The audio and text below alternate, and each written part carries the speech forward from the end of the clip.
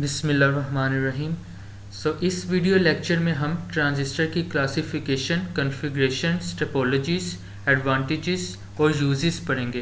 Previous video lecture में हमने transistor की applications, definition, mathematical descriptions, pin configurations और उससे रिलेटेड ब्लॉक डायग्राम्स हमने स्टडी की। इस वीडियो लेक्चर में हमारा जो कोर्स आउटलाइन है वो डिज़ाइन की गई है, वो about classification of transistors, configurations and topologies of transistors, advantages of transistors और applications और uses पढ़ेंगे। configurations और topologies में हम पढ़ेंगे कॉमन बेस, कॉमन एमिटर और कॉमन कलेक्टर, जिसको हम एमिटर फॉलोअर भी कहते हैं। तो उससे related voltage gain, power gain, current gain, inversion property, input resistance, output resistance, ये सारी जो सी है वो इस वीडियो लेक्चर में हम स्टडी करेंगे। ट्रांजिस्टर की सबसे पहले हम डेफिनेशन पढ़ लेते हैं। जो बेसिक डेफिनेशन है कि ये एक सॉलिड स्टेट सेमीकंडक्टर डिवाइस है जो कि सिलिकॉन या जर्मेनियम क्रिस्टल से बनाई जाती है और इसमें फास्टेस्ट स्विचिंग होती है। ट्रांजिस्टर एनपीएन टाइप का भी हो सकता है, पीएन टाइप, पीएनपी टाइप का भी हो सकता है, लेकिन उसके 3 रीजन्स होंगे, emitter, collector and base. Okay, अब हम मूव करते हैं ट्रांजिस्टर की classification. Okay, this is a classification of transistors. Transistor की जो सी होती है वो 2 क्लासेस होती हैं, एक बाईपोलर होती है, एक यूनिपोलर होती है। बाईपोलर मींस कि जो करंट ट्रांजिस्टर में फ़्लो करता है वो due to 2 charge carriers, 2 charge carriers की वजह से ट्रांजिस्टर में करंट फ्लो करता है। एक है इलेक्ट्रॉन्स और एक है होल्स। होल्स मींस वैकेंसीज, कि जब इलेक्ट्रॉन जो सा है वो मूव करता है तो उसके पीछे एक वैकेंसी क्रिएट हो जाती है, जिसको हम इलेक्ट्रॉनिक्स में टर्म यूज़ करते हैं, उसके लिए होल। बाईपोलर जो से होते हैं वो ट्रांजिस्टर की क्लास है जिसमें करंट फ्लो करता है due to both charge carriers, वो होल्स और इलेक्ट्रॉन्स दोनों की वजह से मूव करता है। लेकिन यूनिपोलर के केस में जो करंट फ्लो करता है वो किसी एक सिंगल चार्ज कैरियर की वजह से फ्लो करता है। वो नंबर ऑफ इलेक्ट्रॉन्स भी हो सकते हैं, नंबर ऑफ होल्स भी हो सकते हैं। इट मीन्स के बाईपोलर के केस में हम कहते हैं, हमें पता है कि transistor 2 PN junctions, back to back PN junction से मिलकर बनता है। तो बाईपोलर के केस में हम इलेक्ट्रॉन्स और होल्स दोनों को मूव करवाते हैं, हमें बाईपोलर ट्रांजिस्टर की जो मेन बेसिक प्रॉपर्टी है। लेकिन यूनिपोलर के केस में या तो करंट फ्लो करेगा बिकॉज ऑफ इलेक्ट्रॉन्स या फ्लो करेगा बिकॉज ऑफ होल्स।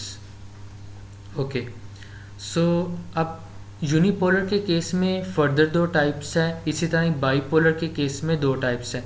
बाईपोलर के केस में 2 टाइप्स हैं, 2 क्लासेस हैं, एक एनपीएन ट्रांजिस्टर होता है, एक पीएनपी होता है। प्रीवियस वीडियो लेक्चर में हमने इनकी पिन कॉन्फ़िगरेशन, ब्लॉक डायग्राम्स और इनसे रिलेटेड कुछ इंटरव्यू में जो मोस्ट इम्पोर्टेंट पॉइंट्स है वो स्टडी किए।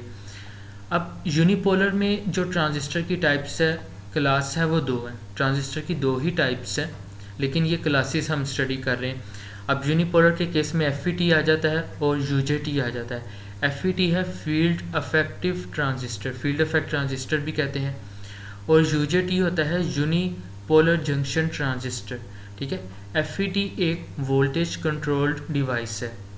ठीक है, बीजेटी जिसको हम बाईपोलर कहते हैं, इसको ये बीजेटी भी है, बाईपोलर जंक्शन ट्रांजिस्टर, और ये है यूनिपोलर।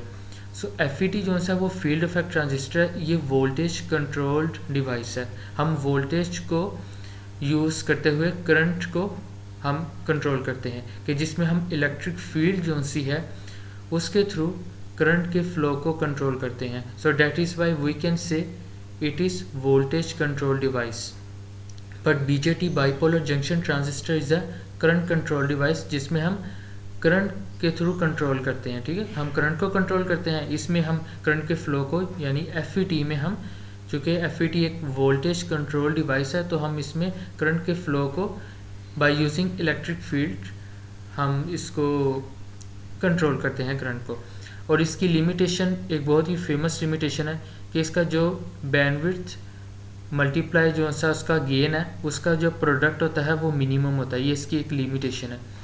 ओके, इसकी सेकंड टाइप है यूजेटी, यूनिपोलर की।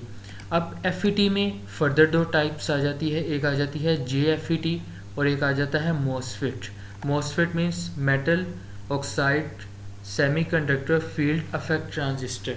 सो मॉसफेट भी एक यूनिपोलर है और अब मॉडर्न मॉसफेट भी बाईपोलर्स में आ रहे हैं, लेकिन मोस्टली जो से मॉसफेट्स हैं वो यूनिपोलर्स में है। और मॉसफेट की जो स्विचिंग स्पीड है, ठीक है, यानी ऑन ऑफ स्पीड है, हाई और लो की स्पीड है, वो बाईपोलर से बहुत ज़्यादा है, JFET से भी बहुत ज़्यादा है, ठीक है। MOSFET is the fastest switching device. So MOSFET obviously IGFET भी कहते हैं हम इसको, इंसुलेटेड गेट FET। अब JFET की फर्दर दो टाइप्स है।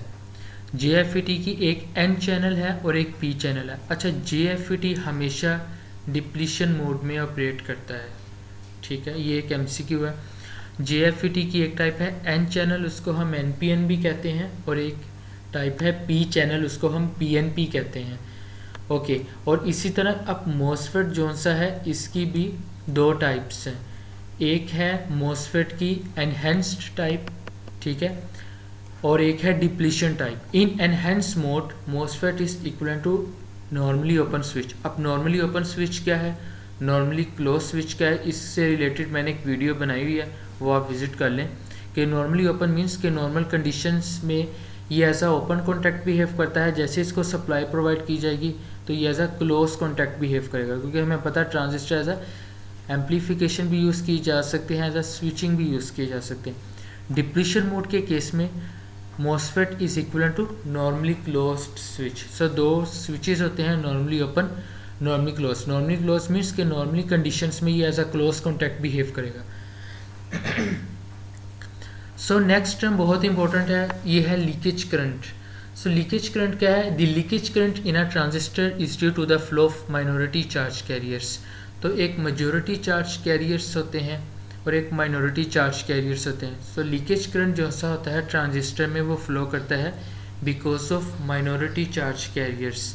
और जो माइनॉरिटी चार्ज कैरियर्स होते हैं वो टेम्परेचर पे बहुत ज़्यादा डिपेंड करते हैं, जिसकी वजह से हम कह सकते हैं कि leakage current is very much dependent of temperature. So leakage current temperature पे डिपेंड करता है, मीन्स के we can say for increasing temperature the value of leakage current increases.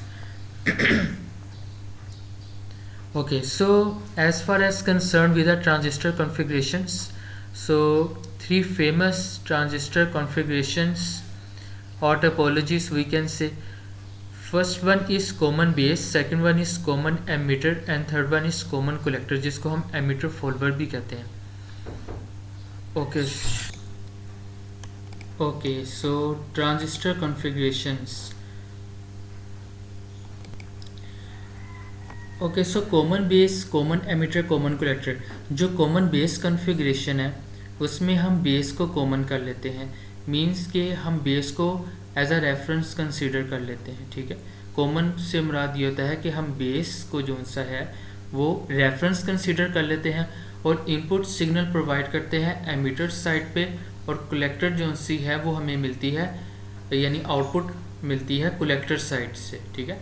जो कॉमन एमिटर है उस केस में हम बेस पर इनपुट सिग्नल प्रोवाइड करते हैं, यानी कोई भी ऑडियो सिग्नल है, कोई भी स्पीच सिग्नल है, कोई भी डिजिटल सिग्नल है, वो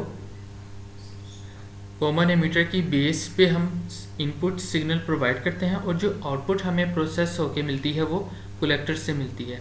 इसी तरह कॉमन कलेक्टर, जिसको हम एमिटर फॉलोअर भी कहते हैं, सो इस केस में हम बेस पे इनपुट सिग्नल प्रोवाइड करते हैं और आउटपुट सिग्नल हमें मिलती है एमिटर से।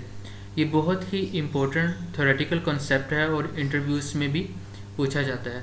तो ये आपके सामने एक टेबलर फॉर्म बनी है कि हमने रेफरेंस किसको कंसीडर करना है, इनपुट सिग्नल किस पे अप्लाई करना है और आउटपुट सिग्नल किस पे अप्लाई करना है। ओके, अब हम पढ़ते हैं इस केस में कि जब हम कॉमन एमिटर, कॉमन बेस और कॉमन कलेक्टर के केस में power gain, voltage gain, current gain, input impedance, output impedance और फेस इन्वर्जन क्या। सो कॉमन एमिटर में देखा जाए तो पावर गेन हाईएस्ट होती है relative to common base and common collector, जिसको हम एमिटर फॉलोअर भी कहते हैं। सो पावर गेन हाईएस्ट होती है और वोल्टेज गेन में जो कॉमन एमिटर के केस में वोल्टेज गेन एग्जिस्ट करता है, ठीक है। कॉमन बेस में भी वोल्टेज गेन एग्जिस्ट करता है, बट कॉमन कलेक्टर के केस में चूँकि इसकी रेशियो लेस देन 1 है तो कॉमन कलेक्टर के केस में वोल्टेज गेन एग्जिस्ट नहीं करता, यानी कि हम वोल्टेज को एम्पलीफाई नहीं कर सकते। गेन मीन्स कि आउटपुट बाय इनपुट रेशियो है ना। और करंट गेन जो सा है वो कॉमन एमीटर के केस में एग्जिस्ट करता है, कॉमन बेस के केस में एग्जिस्ट नहीं करता। उसकी वजह कि ये लेस देन 1 होता है, इतना ये इसकी वैल्यू स्मॉल होती है कि हम इसको इग्नोर कर सकते हैं। कॉमन कलेक्टर के केस में करंट गेन एग्जिस्ट करता है। ये दो फेमस एमसीक्यूज हैं कि करंट गेन कॉमन बेस के केस में एग्जिस्ट नहीं करता और वोल्टेज गेन कॉमन कलेक्टर के केस में एग्जिस्ट नहीं करता। Okay, input impedance common ammeter के केस में मीडियम होती है, मींस अबाउट 1 k-ohms, ठीक है। कॉमन बेस के केस में इनपुट इम्पीडेंस 50 ohms होती है और कॉमन कलेक्टर के केस में हाईएस्ट होती है। इसी तरह आउटपुट इम्पीडेंस की बात की जाए तो इनकी टिपिकल वैल्यूज़ मैंने लिखी हुई हैं कि कॉमन एमीटर के केस में 50 k-ohms है, कॉमन बेस के केस में 1 MΩ है और कॉमन कलेक्टर के केस में लोएस्ट है 300 ohms है। तो यहाँ से जो कॉमन बेस टोपोलॉजी है, कॉमन बेस कॉन्फ़िगरेशन है, वो बहुत कम यूज़ की जाती है, ठीक है। उसकी वजह ये है, उसकी लिमिटेशन ये है कि इनपुट इम्पीडेंस इसकी लोएस्ट होती है, ठीक है। लेकिन फिर भी हम इस कॉन्फ़िगरेशन को यूज़ करते हैं, इसकी एप्लीकेशंस एम्बेडेड सिस्टम्स में डिजिटल साइड पे है, ठीक है। लेकिन जो मोस्ट कॉमनली यूज़ होती है कॉमन कलेक्टर और कॉमन एमीटर भी बहुत ज़्यादा यूज़ होती है। उसकी वजह ये है कि हमें पावर गेन, अगर ये हमारी डिपेंडिंग अपॉन रिक्वायरमेंट होती है, अगर हमें हाईएस्ट पावर गेन चाहिए तो ऑब्वियसली मैं कॉमन एमीटर यूज़ करूँगा, ठीक है। ओके, फेस इन्वर्जन प्रॉपर्टी ये है कि जिस तरह हम इन्वर्टिंग एम्पलीफायर के केस में देखते हैं कि हमने अगर इनपुट सिग्नल प्रोवाइड किया है तो वो सिग्नल को एम्पलीफाई तो करेगा, लेकिन उस सिग्नल को 180 degree out of phase shift भी करेगा। मीन्स कि इसका जो फेस डिफरेंस या फेस डिस्प्लेसमेंट है वो 180 डिग्री फेस शिफ्ट होगी। लेकिन जो नॉन इन्वर्टिंग हम एम्पलीफायर देखा था, क्योंकि transistor as a amplifiers use होते हैं और एज अ स्विचर्स यूज़ होते हैं फॉर स्विचिंग एप्लीकेशंस, तो उसमें नॉन इन्वर्टिंग के केस में जस्ट सिग्नल एम्पलीफाई होता है, उसमें 180 डिग्री की फेस शिफ्ट नहीं आती, ठीक है। तो ये बहुत इंपॉर्टेंट टेबल है, इंटरव्यू में भी पूछा जाता है और आपके इलेक्ट्रिकल, इलेक्ट्रॉनिक्स और ऑटोमेशन इंजीनियरिंग के बेसिक और एडवांस कॉन्सेप्ट्स में भी आ जाता है। Okay, so advantage of transistors. So transistors के एडवांटेजेस क्या है कि ये स्मॉलर इन साइज़ है, नो हीटर और फिलामेंट इज नीडेड। ये पॉइंट लिखने की वजह ये है कि ट्रांजिस्टर से पहले वैक्यूम ट्यूब्स थी और वैक्यूम ट्यूब्स को हमें हीटर्स या फिलामेंट चाहिए था उनकी ऑपरेटिंग के लिए, वर्किंग ऑपरेशन के लिए, लेकिन ट्रांजिस्टर को कोई हीटर या फिलामेंट की ज़रूरत नहीं होती, तो ये इसका एडवांटेज है। लेकिन ये वैक्यूम ट्यूब्स जो कि ट्रांजिस्टर की जगह पहले यूज़ की जाती थी, उसकी ये लिमिटेशन है। Obviously less power consumption, light in weight, shock proof और लॉन्ग लाइफ। ऑब्वियसली ये सॉलिड स्टेट सेमीकंडक्टर डिवाइस है तो स्पार्कलेस है, फास्टर स्विचिंग स्पीड है। ओके, एप्लीकेशंस का हमें पता है कि transistor as a amplifier use होता है, यानी कि हम एम्पलीफिकेशन करते हैं सिग्नल्स की।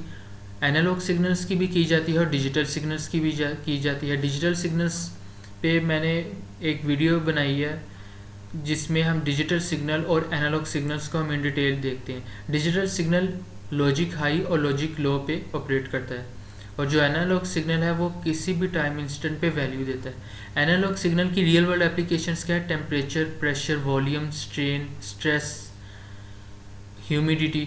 और डिजिटल सिग्नल्स की क्या है? On off switching. जिस तरह हम देखते हैं कि या तो लॉजिक हाई हो जाती है या लॉजिक लो हो जाती है, जिसकी एलईडी एक एग्जांपल है। या लाइट आएगी या लाइट नहीं आएगी, तो लाइट आएगी इसका मतलब लॉजिक हाई है और लाइट नहीं आएगी इसका मतलब लॉजिक लो है, ठीक है। सो अगर आपको ये मेरा वीडियो पसंद आया है और इसमें आपकी लर्निंग हुई है या इससे रिलेटेड आपको कोई भी जो सीखने को मिला है, तो आप इस चैनल को सब्सक्राइब करें और अपने क्लास फेलोस और दूसरे लोगों के साथ शेयर करें, ताकि ये प्लेटफॉर्म जो सा है वो इलेक्ट्रिकल, इलेक्ट्रॉनिक्स, फिज़िक्स और ऑटोमेशन से रिलेटेड है। इसमें मैंने पीएलसी की रियल वर्ल्ड एनालॉग और डिजिटल एप्लीकेशंस अपलोड की हुई हैं और मैं अपलोड कर रहा हूँ, एक कंप्लीट कोर्स आउटलाइन है, तो आप उसको भी विज़िट करें। थैंक यू, अल्लाह हाफिज़।